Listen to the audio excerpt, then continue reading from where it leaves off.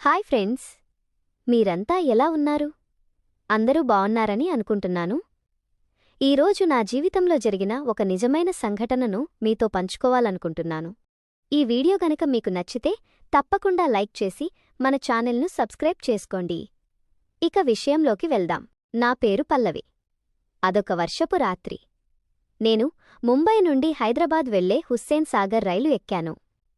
ప్రయాణికుల రద్దీ చాలా ఎక్కువగా ఉండటంతో కూర్చోవడానికి కూడా సరిగ్గా ఖాళీ లేదు. దాంతో రైలు సీటు కింద ఉన్న చిన్న స్థలంలో సర్దుకుని పడుకున్నాను. నా పక్కనే ఒక అపరిచిత యువకుడు కూడా పడుకుని ఉన్నాడు. రైలు వేగంగా వెళ్తుండగా చీకట్లో అతడు నావైపు కాస్త జరిగాడు. అనుకోకుండా అతని వెచ్చని స్పర్శ నా శరీరానికి తగలగానే నా మనసులో ఏదో తెలియని విచిత్రమైన భావన కలిగింది. ఒక రకమైన మధురమైన అనుభూతి నా ఒంటిని పులకరింపజేసింది.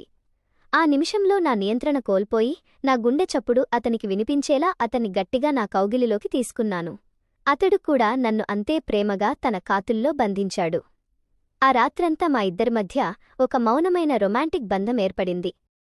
మరుసటి రోజు ఉదయం వెలుగులు వచ్చాక అతడు నా వైపు ఆప్యాయంగా చూస్తూ, మీరు ఎక్కడికి వెళ్తున్నారు అని అడిగాడు.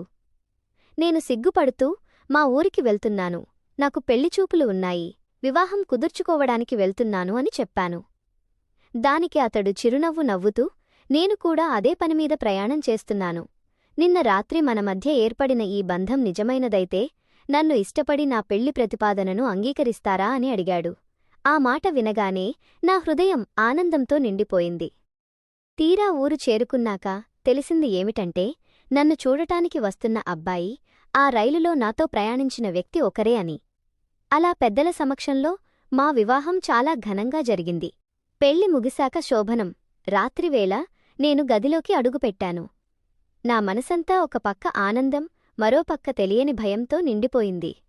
అతడు నా దగ్గరకు వచ్చి నా చేతులు పట్టుకోగానే నాకు చాలా భయంగా ఉంది అని నా మనసులోని మాట చెప్పాను. అతడు నన్ను దగ్గరకు తీసుకుని నా నుదుటిపై ముద్దు పెట్టి, ఏమీ కాదు, మొదట కొద్దిగా నొప్పిగా అనిపించినా ఆ తర్వాత అంతా చాలా బాగుంటుంది అని నాలో ధైర్యాన్ని నింపాడు. అతని మాటలతో నాలోని భయమంతా పటాపంచలైపోయింది. ఆ రాత్రి మేమిద్దరం ఒక్కటయ్యాము.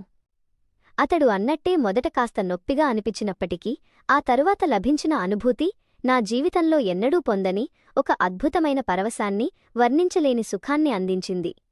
అలా ఆ రాత్రి మా ఇద్దరి జీవితాల్లో ఎప్పటికీ మర్చిపోలేని ఒక తీపి జ్ఞాపకంగా మిగిలిపోయింది.